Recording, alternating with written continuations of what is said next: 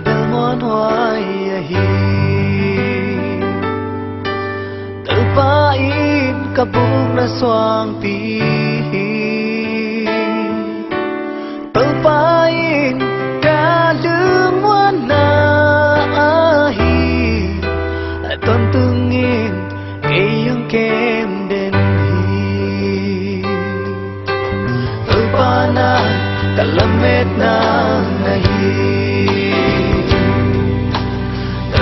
na katana nahi kapugun cha kaluong bong pa nahi aton tungin kalungwan na nahi hap sa tunja kayong opi kadang cha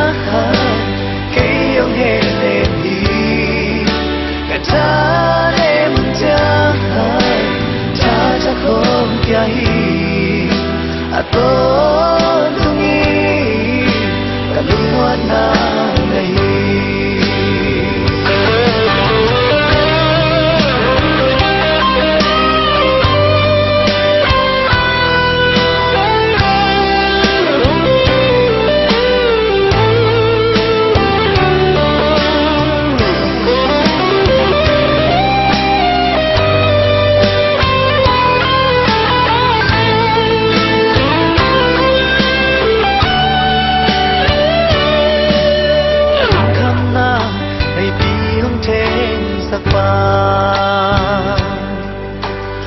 kadana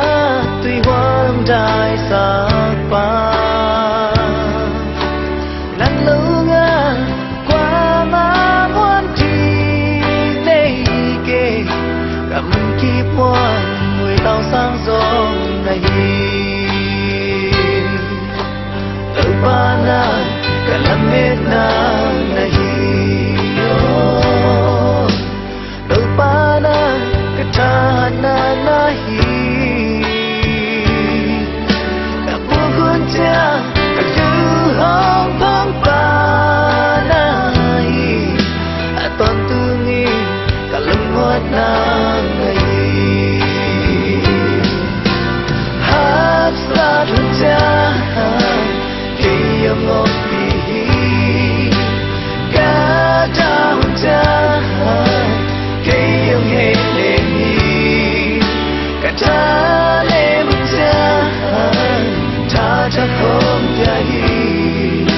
aton tungi kalungwan hoai nahi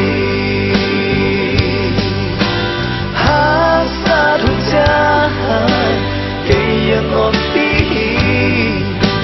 kadang ja kayang he nebi katane munja